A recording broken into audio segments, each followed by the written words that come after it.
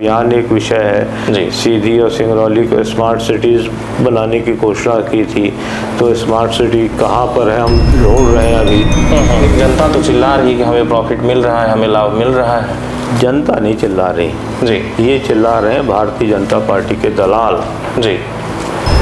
जो साजिश करने वाले हैं, वीडियो रिलीज करने वाले उन्होंने नेता बनाया। शुक्ला जी को नेता सीधी की जनता ने बनाया था, उनके संघर्ष ने बनाया था, उनके परिश्रम ने बनाया था, और जो कुछ भी योगदान था उनके समर्थकों का योगदान था। पार्टी यहाँ से जीत जाती तो जो कहते मैं हारने को तैयार हूँ जी, ऐन वक्त पर पीठ पे छुरा घोंप रहे हो और उसके बाद कहते हो कि शुक्ला जी का राजनीतिक कैरियर समाप्त हो गया है। अब ऐसा है कि वो राजनीतिक दल ना होकर व्यापारिक दल हो गया है और राजनीतिक सेवा के लिए नहीं, संघर्ष के लिए नहीं, व्यापार के लिए कर रहा है। मुझे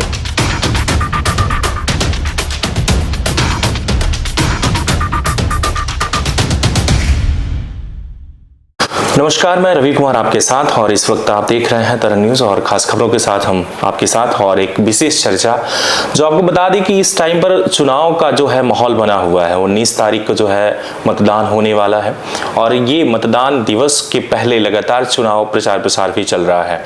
जहाँ तक आपको हम बता दें कि यहाँ पर जो है त्रिकोणीय खेल देखा जा सकता है राजनीति में, एक भाजपा, दूसरी कांग्रेस और तीसरी गोंडवाना गणतंत्र पार्टी। मैं आपको बताता चलूं कि इस टाइम पर हमारे साथ यहां पर मौजूद हैं पूर्व सांसद अजय प्रताप सिंह, जो कि यहां पर ये चीजें चलकर सामने आ रही हैं। जहां आपको बता दें कि पहले आप भाजपा से जो है सांसद, राज्यसभा सांसद रह चुके हैं और इसके बाद आपने जो है पार्टी को इस्तीफा दे दिया और इस्तीफा देने के बाद जो है गोंडवाना गणतंत्र पार्टी से आप सामने आकर चुनाव के मैदान में हैं और लोकसभा का चुनाव लड़ रहे हैं। सर को नमस्कार। नमस्कार। जो पार्टी में छोड़ने का विचार जो आपने बनाया, क्या ऐसा मतलब माहौल बना कि उसको छोड़कर फिर आपने गोंडवाना गणतंत्र पार्टी को ज्वाइन कर लिया और फिर आज मैदान में है? यद्यपि इस विषय पर मैं कई बार बोल चुका हूँ जी, अभी बात पुरानी हो चुकी है, लेकिन फिर भी आपने प्रश्न पूछा है तो मैं आपको जवाब देता हूँ कि भारतीय जनता पार्टी में मैंने एक लंबी सेवा दी है और मेरा 37-38 सालों का राजनीतिक कैरियर है भारतीय जनता पार्टी में जी। आप कह सकते हैं कि सीधी सिंगरौली जिले में भारतीय जनता पार्टी को खड़ा करने वाले जो फाउंडर मेंबर थे, उन फाउंडर मेंबरों में मेरे परिवार के लोग थे जी। भारतीय जनता पार्टी के जो विशेष अभियान रहे, चाहे राम मंदिर आंदोलन हो, चाहे कश्मीर में धारा 370 का प्रश्न रहा हो या भारत के एकीकरण का प्रश्न रहा हो, सारे आंदोलनों में मेरी सक्रिय भूमिका रही है और अपनी जान हथेली पर रहकर हमने इन आंदोलनों में भाग लिया है। भारतीय जनता पार्टी छोड़ने का जो कारण है जी, वो प्रमुख कारण ये है कि भाजपा सरकार के परफॉर्मेंस से मैं असंतुष्ट था। मुझे लगता था कि भारतीय जनता पार्टी कहती कुछ है, करती कुछ है। भाजपा सरकार के जो कार्यक्रम हैं, ढोल तो पीटा जाता है कि सब गरीबों उन्मुखी हैं जी, लेकिन हकीकत में गरीब और गरीबी से इनका कोई ताल्लुकात नहीं रहता है। और इस सरकार का जो इंक्लिनेशन है वो गांव गरीब की तरफ कम है जी, और शहर और अमीर वर्ग की तरफ ज़्यादा है। इस विषय पर मैंने समय समय पर सरकार का भी ध्यान आकर्षित किया है और विशेष रूप से भारत सरकार की मैं ग्रामीण विकास समिति में था, पंचायती राज समिति में था, भू संसाधन विभाग की समिति में था, इसलिए गांव से जुड़े हुए विषय और उन विषयों में सरकार का रवैया जी मुझसे बेहतर कोई नहीं जान सकता है। इसको लेकर मन में एक पीड़ा थी, तो धीरे धीरे तो लावा उसी समय से उबल रहा था जी। फिर तात्कालिक कारण है, आप ऐसा कह सकते हैं कि जो भारतीय जनता पार्टी का संगठन है जी, उस संगठन का बर्ताव ऐसा है कि अब वो राजनीतिक दल ना होकर व्यापारिक दल हो गया है और राजनीतिक सेवा के लिए नहीं, संघर्ष के लिए नहीं, व्यापार के लिए कर रहा है। मुझे लगता है कि यहाँ पर हर चीज़ अब बिकने लगी, इनका संघर्ष से दूर दूर तक ताल्लुक नहीं था, जिनको भारतीय जनता पार्टी को खड़ा करने से दूर दूर तक ताल्लुक नहीं था, जो पूंजीपति लोग थे, बड़े बड़े उद्योगपति लोग थे, पैसे वाले लोग थे, आज परिस्थिति के चलते भारतीय जनता पार्टी में आकर और भारतीय जनता पार्टी का लाभ उठाने का प्रयास कर रहे हैं। ये वो लोग हैं, ये जो समाज में या तो कुछ गलत काम करते रहे तो भाजपा में संरक्षण के लिए आए हैं, अथवा ये वो लोग हैं जो अपने पैसे के दम पर भारतीय जनता पार्टी के माध्यम से पद और प्रतिष्ठा खरीदने का प्रयास कर रहे हैं जी। इसलिए मेरा मन उचट गया भारतीय जनता पार्टी के इन सब परिस्थितियों को देखकर और मैंने पार्टी को छोड़ दिया। मतलब आपका सीधा कहना ये है कि जो पार्टी है अब समाजसेवियों को नहीं दे रही है बल्कि व्यापारियों को टिकट दे रही है, ऐसा आपका कहना है? हाँ, बिल्कुल ऐसे ही है। व्यापारी को टिकट दे इसमें कोई दिक्कत नहीं है मुझे, लेकिन राजनीति को व्यापार का माध्यम बनाए ये आपत्तिजनक है। व्यापारी भी बहुत अच्छे लोग व्यापारी हैं जो बड़ी प्रामाणिकता के साथ व्यापार करते हैं, निष्ठा के साथ व्यापार करते हैं, ईमानदारी के साथ व्यापार करते हैं, उन पे मेरा आक्षेप नहीं है जी। मेरा आक्षेप उन लोगों पर है जो राजनीति के माध्यम से अपने व्यापारिक हित साधते हैं और व्यापारिक संरक्षण, राजनीतिक संरक्षण के माध्यम से प्राप्त करने का प्रयास करते हैं। लेकिन उसी बीजेपी में तो आप भी लगभग 5 साल राज्यसभा सांसद बन के रहे। मैं रहा, मेरे बहुत सारे विषयों पर मतभेद थे पार्टी में, क्योंकि पार्टी का कार्यकर्ता था, पार्टी फोरम पर मैं बात रखता था, बाहर वो बातें मीडिया में नहीं आई क्योंकि हर बात मीडिया में आना जरूरी भी नहीं है जी। लेकिन जब एक सीमा होगी, हमको ऐसा लगा कि अब हमारा भाजपा का रास्ता एक हो नहीं सकता है, वो लोग सुधर नहीं सकते और मैं अपनी रास्ता छोड़ नहीं सकता, इसलिए हमने अपना रास्ता अलग कर लिया। तो गोंडवाना गणतंत्र पार्टी में आपको क्या ऐसा खास लगा? गोंडवाना गणतंत्र पार्टी में प्रत्यक्ष रूप से तो कुछ खास नहीं दिखता है, लेकिन एक बात जरूर है, गोंडवाना गणतंत्र पार्टी ये पार्टी पूंजीपतियों की पार्टी नहीं है जी। एक नंबर 2, इस पार्टी में अभी भी संघर्ष का मादा है। इस पार्टी का कैडर बड़ा जुझारू है। इस पार्टी के लोग बहुत सीमित साधन में बड़ा बड़ा काम करने का हौसला रखते हैं जी। और संक्षेप में कहें तो मुझे अभी भी लगा कि ये पार्टी संघर्ष के लिए है, समाज के लिए है और क्षेत्रीय समस्याओं की आवाज़ उठाने के लिए है। और फिर जो इसका वैचारिक अधिष्ठान भी है वो भी मुझे ऐसा लगा कि मैं उसको स्वीकार कर सकता हूँ, इसलिए मैंने गोंडवाना गणतंत्र पार्टी चुनी। मतलब एक तौर पे ये कहा जा सकता है कि जब राजनीति की आपने शुरुआत की बीजेपी से, उस टाइम पर उसका जो है कुछ और ही गाइडलाइंस थे, उसकी धाराएं थी, हाँ, विचारधाराएं जो थी आपसे मैच करती थी, लेकिन अब बदलाव देखा जा सकता है। विचारधारा के स्तर पर तो मैं नहीं कहता कि बीजेपी में कोई बड़ा परिवर्तन आया है, और विचारधारा के स्तर पर मेरा उतना विरोध भी नहीं है भारतीय जनता पार्टी से जी। लेकिन भारतीय जनता पार्टी की कार्य प्रणाली से जरूर मेरा विरोध है और मुझे नहीं लगता कि बहुत शीघ्र कार्य प्रणाली में परिवर्तन आने वाला है। इसलिए मेरा भारतीय जनता पार्टी से मोह भंग हुआ और मैंने उस पार्टी को ही चुना हुआ है जो वैचारिक अधिष्ठान के रूप में काफ़ी कुछ भाजपा के नज़दीक भी है जी। और उसकी कार्य प्रणाली जो है, जो पूर्व की भारतीय जनता पार्टी थी, जिसका वैचारिक अधिष्ठान के साथ साथ काडर बेस भी मजबूत था और लोग निस्वार्थ भाव से राजनीतिक क्षेत्र में सेवा का काम करते थे, तो इसलिए मैं इस पार्टी में आया हूँ।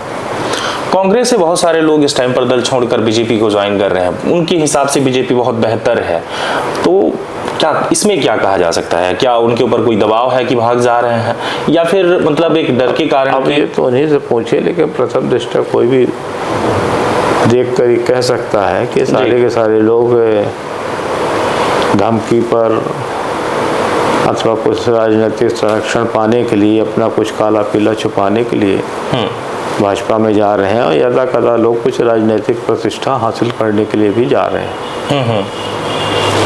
इस गोंडवाना गणतंत्र पार्टी में जैसे आपने ज्वाइन किया, इसके बाद जनता का क्या रुझान है आपके प्रति, क्या देखा जा सकता है? क्या संतुष्टि? चुनाव के मैदान में हूँ मैं, उस नाते तो जनता का मुझे अच्छा प्रतिसाद मिल रहा है, जनता का आशीर्वाद मिल रहा है जी। और फिर ये तो कोई एक दिन की बात नहीं है। अब कालांतर में कितने लोगों को गोंडवाना गणतंत्र पार्टी से जोड़ पाता हूँ, खड़ी कर पाता हूँ, इसके आधार पर मूल्यांकन करना होगा। जब आप राज्यसभा सांसद थे उस टाइम पर आपने एक अभियान छेड़ा था, गांव-गांव में जाकर हर ग्राम पंचायत में आप सरपंच से मिले, उस क्षेत्र की समस्याओं को उस टाइम पर आपने समझा था और लगभग कुछ पूर्ति के लिए आपने फंड भी रिलीज किए थे कि उनको कुछ देना है। उस दौरान कुछ विकास देखने को मिला आपके इस भ्रमण के दौरान? भ्रमण के दौरान जो कुछ हितग्राही मूलक काम थे तो उसमें तो सफलता मिली, उसका दबाव हुआ, और जो भू राजस्व संबंधी जो विषय थे उसमें भी थोड़ी सफलता मिली, लेकिन वो सफलता पर्याप्त नहीं रही। और वो तो चलिए मेरा व्यक्तिगत एफर्ट था, तो मैंने प्रयास किया, तो काफ़ी हद तक मैं उसको कह सकता हूँ कि 50% 60% तक मैंने संतोषजनक परिणाम पाए। लेकिन उसके बाद वहीं सरकार ने, मध्य प्रदेश सरकार ने अभियान चलाया कि गांव चलो, और उसके बाद भारत सरकार ने विकसित भारत अभियान चलाया, जो कमोवेश उसी अभियान की नकल थे। और उस नकल के माध्यम से जितने आवेदन प्राप्त हुए थे मध्य प्रदेश सरकार के अभियान में और केंद्र सरकार के अभियान में, आप जाकर डाटा पूछ लीजिएगा, आपको जो सक्सेस रेट है या उसका क्रियान्वयन का रेट है, मुझे नहीं लगता कि 15-20% से ज़्यादा होगा। तो केवल सरकारी एक्सरसाइज बनकर रह गई, तमाशा बन के रह गया। इन्हीं सब बातों से मेरी आपत्ति। कहा जा रहा है कि इसके पहले जो है भाजपा में जैसे पंडित केदारनाथ शुक्ला जो विधायक थे उन्होंने छोड़ा, इसके बाद वो फिर अब राजनीति से लगभग अब रेस्ट पा चुके हैं। 6 साल तक उनको जो है निष्कासित कर चुकी है पार्टी, और वहीं आपने भी जो है पार्टी को त्याग पत्र दे दिया, आपने भी छोड़ दिया है, और उनका राजनीतिक करियर एक तरीके से डूब चुका है। आपको क्या लग रहा है, आप इसके बाद फिर किस पार्टी में जाना चाहेंगे या फिर यहीं स्थगित रहेंगे? आप क्या विकास देखने को मिल पाएगा? ऐसे जो शुक्ला जी के राजनीतिक करियर डूबने का अनुमान लगा रहे हैं या प्रतीक्षा लगा रहे हैं जी, वो ऐसे लोग शुक्ला जी को कम जानते हैं जी। शुक्ला जी एक अनुभवी व्यक्ति हैं, जुझारू व्यक्ति हैं, और हर कीमत पर लड़ने के लिए तैयार रहते हैं, अपने उसूलों के लिए, अपने सिद्धांतों के लिए और आम जनता के लिए। जी। तो चुनाव हारना जीतना बहुत सारा गुणा गणित, स्थानीय परिस्थिति, जोड़ तोड़ पे निर्भर करता है। भले चुनाव में शुक्ला जी को सफलता ना मिली हो, लेकिन इसके आधार पर ये कहना कि उनका राजनीतिक जीवन समाप्त हो गया है, जी, मैं इस तथ्य को मानने को तैयार नहीं है। शुक्ला जी फिर पलट के आएंगे, पूरी ताकत के साथ पलट के आएंगे, और जनता उनको स्वीकार करेगी। अभी हो सकता है कि किसी कारणों से जनता ने उनको खारिज किया हो, लेकिन कुछ समय के बाद विभिन्न व्यक्तित्वों के बीच में जब तुलना होगी तो शुक्ला जी अपने समकालीनों से बहुत आगे खड़े दिखाई देंगे। जहाँ तक मेरी बात है तो मैंने तो अपना रास्ता चुन लिया हुआ है। मैं चुनाव में हूँ, जीतूँ या हारूँ, मेरे पास जो भी समय है मैं उस समय को लेकर गोंडवाना गणतंत्र पार्टी के लिए प्रयास करूंगा, उसके लिए मेहनत करूंगा। जितना मैं आगे बढ़ा सकता हूं मैं आगे बढ़ाऊंगा, नहीं तो मेरी आने वाली नस्लें बढ़ाएंगी जी। तो हम, ऐसा नहीं है कि हम समाप्त हो गए हैं। जिस पेशाब कांड से देखा जा रहा है कि उनका टिकट कैंसिल हुआ, उसी पेशाब कांड पर आपने भी कुछ टिप्पणी की। कुछ नहीं, मैंने खुलकर कहा है कि अपराधी हैं लोग जिन्होंने शुक्ला जी के साथ इतना बड़ा अन्याय किया, उनकी राजनीतिक हत्या की है, ब्रह्म हत्या के दोषी हैं वो लोग, क्योंकि जिस अपराध की सजा दी गई वो अपराध शुक्ला जी ने किया ही नहीं। हम राजनेता हैं, हमारे साथ पूरे देश में लाखों लोग जुड़े रहते हैं, लाखों लोग फोटो खिंचवाते हैं, लाखों लोग हाथ मिलाते हैं, लाखों लोग हमारे लिए बिना हमसे मिले हुए हमारे लिए काम करते हैं, हमारे लिए चौराहे पे लड़ते हैं, हमारा समर्थन करते हैं। उनमें से ऐसा ही कोई व्यक्ति अगर कोई ऐसा कृत्य कर देता है किसी नशे के कारण अथवा अन्य कोई परिस्थिति के कारण, तो उसका दोषी केदारनाथ शुक्ला को कैसे ठहराया जा सकता है? फिर 2 साल पुराना वीडियो, जबकि वो बात गांव वाले भी भूल गए थे, संबंधित पक्ष भी भूल चुके थे, लेकिन एक राजनीतिक साजिश के तहत चुनाव के समय उसको रिलीज़ किया गया और उसको एक आधार बना गया केदार शुक्ला का राजनीतिक जीवन समाप्त करने के लिए। तो मैं समझता हूँ ये घनघोर अन्याय है और ये नहीं होना चाहिए। और जिन्होंने इसमें प्रमुख भूमिका निभाई, आज उन्हीं लोगों के हाथ में आपने लोकसभा का टिकट दे दिया है। इन्होंने उनका सहयोग किया, उनको अन्य पद ओहदों से नवाजा गया है। तो राजनीतिक साजिश नहीं है तो क्या है? मैं तो प्रश्न करता हूँ कि ये बताइए कि शुक्ला जी को नेता के जगत प्रकाश नड्डा ने बनाया, या शुक्ला जी के प्रति जो साजिश करने वाले हैं, वीडियो रिलीज करने वाले, उन्होंने नेता बनाया? शुक्ला जी को नेता सीधी की जनता ने बनाया था, उनके संघर्ष ने बनाया था, उनके परिश्रम ने बनाया था, और जो कुछ भी योगदान था उनके समर्थकों का योगदान था। तो इसलिए शुक्ला जी को खारिज करने का अधिकार इन लोगों को नहीं है। और फिर तुमने पीठ पे छुरा भोगा है, ऐन वक्त पर शुक्ला जी का टिकट काटा है जी। शुक्ला जी को आप 2 साल पहले बता कर दे देते कि शुक्ला जी तुमको टिकट नहीं देंगे, और फिर भारतीय जनता पार्टी यहाँ से जीत जाती, तो जो कहते मैं हारने को तैयार हूँ। ऐन वक्त पर पीठ पे छुरा घोंप रहे हो, और उसके बाद कहते हो कि शुक्ला जी का राजनीतिक करियर समाप्त हो गया है। अब अगली बार देखना, 5 साल का समय है, 5 साल में हम लोग बताएंगे। यहाँ पर देखा जा रहा है कि राजनीति बहुत ज़्यादा टफ तो है ही, क्योंकि 3 लोग हैं मैदान में। इसके पहले अगर बात की जाए तो 10 साल लगातार जो है सांसद ऑलरेडी भाजपा से रही रीति पाठक, तो उस कार्यकाल में आपने क्या विकास देखा है पूरे सीधी की अगर बात की जाए तो? मैं क्या बोलूँ इस पे आप रीति पाठक से पूछिए। भैया वो विधायक थी 10 साल, सांसद थी 10 साल तक, अब विधायक चुनी गई हैं, तो उन्होंने क्या किया है, कैसे किया है? जनता तो क्या जवाब नहीं दे पा रही है। क्या संतोष, क्या वो खुद संतुष्ट हैं क्या? मेरी तो उनके साथ पूरी सहानुभूति है भाई। हमारी छोटी बहन है, उन्होंने रेल के विषय को इतनी बार उठाया, इतना रेल मंत्री को मेमोरेंडम दिया है कि उस मेमोरेंडम को छापे तो एक किताब बन जाएगी जी। संसद में मुझे लगता है कि 10 साल में कम से कम 5-7 बार तो इस विषय को उन्होंने संसद में भी उठाया है, और उसके बाद भी क्या करें? अब पॉलिटिक्स में है तो हमको कुछ ना कुछ बताना पड़ता है, तो बताने के लिए अब जो कुछ है बयान दे सकती हैं, लिखा पढ़ी कर सकती हैं। ये तय करना तो सरकार का काम था, सरकार के मंत्रियों का काम था जी, है ना? उन्होंने उनको तवज्जो नहीं दिया, उसमें उसका बेचारी का क्या अपराध है? नहीं, आखिर और टिकट कटा। अब वही तो मैं कह रहा हूँ कि जो गलती करने वाला है वो दूसरे का सर भी काट रहा है जी, वो दूसरे का सर भी काट रहा है। वो सड़क नहीं बनी तो क्या रीति पाठक का दोष है, केदार शुक्ला का दोष है? बनाने वाले तुम, पैसा देने वाले तुम, टेक्नीशियन तुम्हारे पास, इंजीनियर तुम्हारे पास, थर्ड पार्टी इन्वेस्टिगेशन करने वाली टीम तुम्हारी है, ठेकेदार की निविदा तुम देते हो, लेकिन जनता तो नेता को ही जानती है। जनता को नेता को ही जानती, इसीलिए मैं जनता के लिए बोल रहा हूँ ये बात कि स्पष्ट रहे कि ये जो बातें हैं इसमें इनका, अगर ये आवाज ना उठाए होते तो इनका दोष था, लेकिन इन लोगों ने समय समय पर चेताया है। अब पार्टी के अंदर रहते एक मर्यादित तरीके से बात कही है, अब नहीं किया तो इसमें दोषी जो है संबंधित विभाग का मंत्री है, संबंधित विभाग के जो हेड ऑफ द डिपार्टमेंट है, जो ग्राउंड लेवल पे काम करने वाले उनके डिपार्टमेंट के साथी वो दोषी हैं, ठेकेदार दोषी है, जो भुगतान प्रणाली है वो दोषी है, जिसके कारण ये परिस्थिति बनी। कुल मिलाकर अगर देखा जाए तो विकास को लेकर के जब जनता से बात की जाती है तो सिर्फ एक रेलवे का मुद्दा ही सिर्फ जनता को बोलती है कि रेलवे आ जाएगी सीधी में, उसी को लेकर के। और आप किस मुद्दे पर चुनाव? ये मुद्दा दिखता है इसलिए जनता बोलती है जी, है ना? आप लेकिन बहुत सारे मुद्दे हैं जी जिस पर बात की जा सकती है जो अदृश्य हैं जी।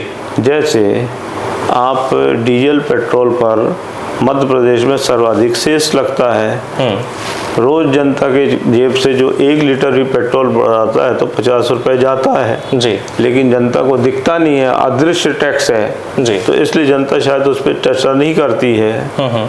इसी तरीके से जीएसटी है, जीएसटी जिस वस्तुओं पे लगती है, पहले जब जीएसटी काउंसिल की बैठक हुई थी उसमें ये कहा गया था कि जो जीवन के लिए अनिवार्य चीज़ें हैं उन पे जीएसटी नहीं लगाएंगे, फूड खाद्य पदार्थों पे जीएसटी नहीं लगाएंगे, सब्जी जैसी चीज़ों पर जीएसटी नहीं लगाएंगे, लेकिन धीरे धीरे अब सरकार ने उन सब चीज़ों पर जीएसटी लगा दी। तो अगर आप एक और खा रहे हैं तो भी आप सरकार को टैक्स दे रहे हैं, अदृश्य टैक्स है। अब जनता को एहसास नहीं होता है इसका, जनता इस पे चर्चा नहीं करती। ये मुद्दा है, शाश्वत मुद्दा मुद्दा है, बिजली है, आज सबकी अनिवार्यता बनी हुई है। इन्होंने सौभाग्य योजना के तहत कहा कि हमने पूरे देश में विद्युतीकरण कर दिया है। आप जरा जाकर रिपोर्टिंग करिए कि सौभाग्य योजना के तहत कहाँ कहाँ विद्युतीकरण हुआ है और कितना हुआ है, किस तरीके से हुआ है। सब आधा अधूरा काम छोड़ के ठेकेदार भाग गए हैं। कहीं खंभा गाड़ा है तो तार नहीं खींचा है, कहीं केबल खींच दिया तो कनेक्शन नहीं हुआ है, कहीं कुछ नहीं हुआ तो भी लोगों के बिल आने लगे, क्योंकि कागज में रिपोर्ट जो है सब गुलाबी है, सब अच्छा है, सब मौसम हरा हरा है। तो इस तरीके के कारण बहुत सारे मुद्दे हैं। ग्राउंड लेवल पे आ जाए, प्रधानमंत्री आवास की 2.5 साल से किस्तें नहीं आई है, खंडहर के खंडहर गांव में खड़े हुए हैं। गरीब आदमी अपना कच्चा मकान गिरा दिया है, अब पक्का मकान बन नहीं पा रहा है, पन्नी तान कर खंडहरों में रह रहा है, उसकी ज़िंदगी और मिजरेबल हो गई। इन्होंने कहा 5 डेसिबल हम ज़मीन देंगे मकान बनाने के लिए। आप आंकड़े निकालिए कितने लोगों को 5 डेसिबल ज़मीन दी गई है और कब से वायदा चला आ रहा है। हर चुनाव से पहले वायदा किया जाता है कि हम 5 डेसिबल ज़मीन देंगे, 5 डेसिबल ज़मीन देंगे। तुम ज़मीन दोगे या नहीं दोगे छोड़ो, जो पहले लोगों को बंटन में ज़मीन मिली हुई थी, ज़रा उन गरीबों से जाके पूछे ना आप कि उन ज़मीनों पर क्या उनका वास्तविक रूप से कब्जा है। अभी भी सिर्फ ये कहा जा रहा है कि सिर्फ नाम है, लेकिन ये नहीं पता चल पा रहा कि उनकी ज़मीन कहाँ है।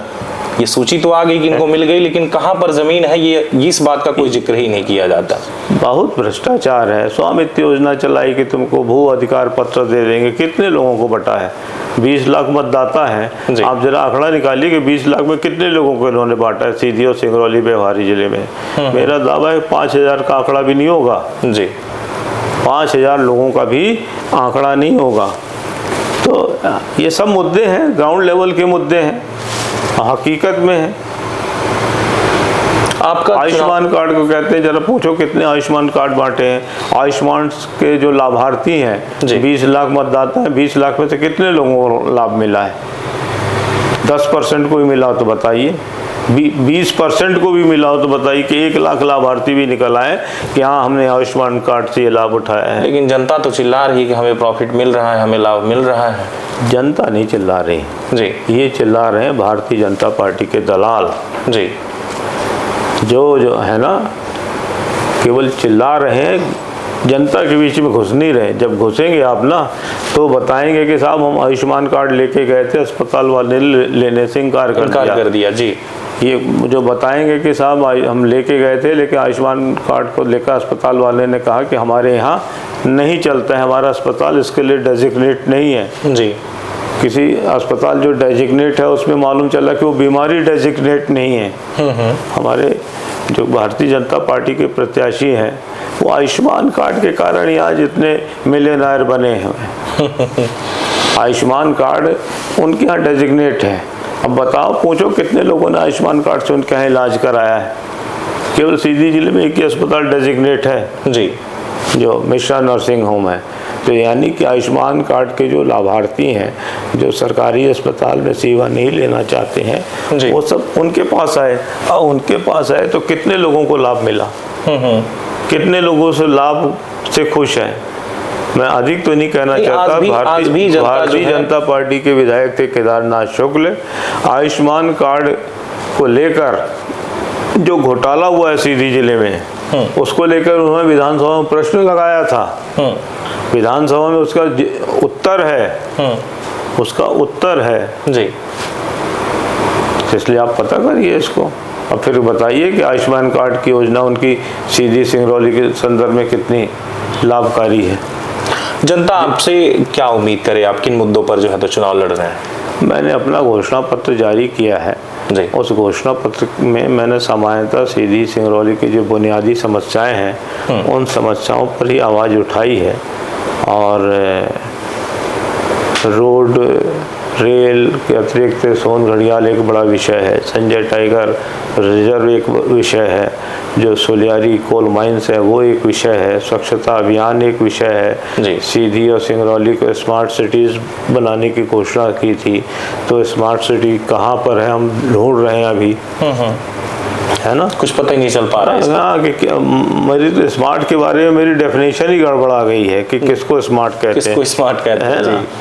तो ऐसे बहुत सारे विषय हैं। और फिर हितग्राही मूलक योजनाओं के जो तमाम छिद्र हैं जहाँ पे भ्रष्टाचार भी होता है और लाभार्थी शुद्ध लाभ से वंचित रहता है, उनके विषय में मैंने बात किया है। मेरा मुद्दा है, मैं कर्मचारियों के लिए बात कर रहा हूँ जो लोअर वर्कर हैं।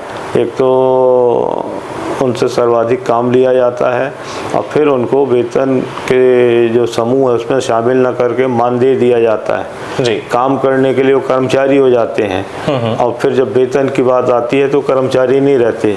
उनके जो स्वास्थ्य की चिंता है, उनके पेंशन की चिंता है, उनके भविष्य की चिंता है, इस सबसे मुख मोड़ा हुआ है। कर्मचारियों में ओल्ड पेंशन स्कीम के माध्यम से एक आश्वस्ति रहती थी, कम से कम बुढ़ापे में कोई कष्ट नहीं आएगा। आज कर्मचारी काम करते हुए ही परेशान रहता है कि अब इतने साल रह गए, अब इतने साल रह गए रिटायरमेंट के, और रिटायरमेंट होने के बाद ना तो मेरे को कोई एक मुश्त पैसा मिलने वाला है और ना पेंशन मिलने वाली कि मेरा बुढ़ापा कैसे कटेगा। जी जी, है ना जी। तो ये सारे मुद्दे हैं, इन सबको बदलने की आवश्यकता है। समाज जिसमें कंफर्ट लेवल अच्छा महसूस करे, वो सारे विषयों की ओर हमको ध्यान देना चाहिए। और क्योंकि सरकार आखिर एक लोक कल्याणकारी संस्था है, सरकार पूंजीपतियों के लिए नहीं आम जनता के वोट से चुनकर आती है, तो आम जनता को किस तरीके से हम हित पहुंचा सकते हैं उस पर विचार करना चाहिए। जी, आखिरी बात, जनता के लिए आपका क्या संदेश होगा? जनता जहां एक कन्फ्यूजन बना हुआ है कि हम किसे चुने, जो अभी भी कन्फ्यूजन में है जनता, उनके लिए क्या संदेश है आपका? वैसे ये हमारा आपका आकलन रहता है कि जनता कन्फ्यूजन में है। जनता बहुत निर्क्षीर विवेकी है जी, और जनता कभी कन्फ्यूजन में नहीं रहती है। जब उचित समय आता है तो उसका उचित निर्णय लेती है। फिर भी मैं ये संक्षेप में यही कहना चाहता हूँ कि आपने कांग्रेस को भी खूब अवसर दिया है, देखा है, आपने भारतीय जनता पार्टी को भी खूब अवसर दिया है, देखा है, लेकिन ये चुनाव है केवल सरकार चुनने का चुनाव नहीं है, ये चुनाव सांसद चुनने का भी है। सांसद अगर आपके बात उठा सकता है, सांसद अगर आपके लिए आवाज़ बुलंद कर सकता है, सांसद अगर आपके लिए सड़कों पर संघर्ष कर सकता है, सांसद अगर आपके सुख दुख के कामों में शामिल शरीक हो सकता है, सांसद अगर आपके परिवार को अपना परिवार मानकर व्यवहार कर सकता है, तो उसके आधार पर आपका निर्णय होना चाहिए। और इस आधार पर निर्णय करेंगे तो आप गोंडवाना गणतंत्र पार्टी के पक्ष में निर्णय करेंगे, क्योंकि गरीबों की पार्टी है, एक परिवार की पार्टी है। और हमारे पास तो आवाज़ और संघर्ष ही सबसे बड़ा हथियार है जी। तो स्वाभाविक रूप से जब तक हमारा लोगों के साथ जुड़ाव नहीं होगा, हम इस काम को ठीक तरीके से कर नहीं पाएंगे जी। तो इसलिए मैं जनता से आग्रह करूँगा कि आप गोंडवाना गणतंत्र पार्टी से जुड़िए, इसको भी आजमाइए और आपको निराश नहीं होना पड़ेगा जी। तो लगातार आपने देखा कि जो है पूर्व राज्यसभा सांसद हमारे साथ मौजूद, और आपका ये कहना है कि हम बीजेपी में रह के भी बहुत सारी चीज़ें जब सोचा करते थे, आवाज़ उठाना चाहते थे, तो उस आवाज़ को हम उठाना तो चाहते थे लेकिन कोई सुनने वाला नहीं हुआ करता था। समस्या इस बात की बना करती थी कि मैं जनता तक पहुँचता था, जनता की जो उम्मीदें हुआ करती थी, जो उनके सवाल थे, जो उनके जज्बात थे, हमने उनको समझा, लेकिन बीजेपी ने नहीं समझा और अब लगभग विचार ही बदल गए हैं। और आपका कहना तो सीधे तौर पे ये है कि जो हम वहां पे नहीं कर पाए वो हम यहां पे करेंगे। लगातार बने रहें तरंग न्यूज़ के साथ। बहुत बहुत धन्यवाद।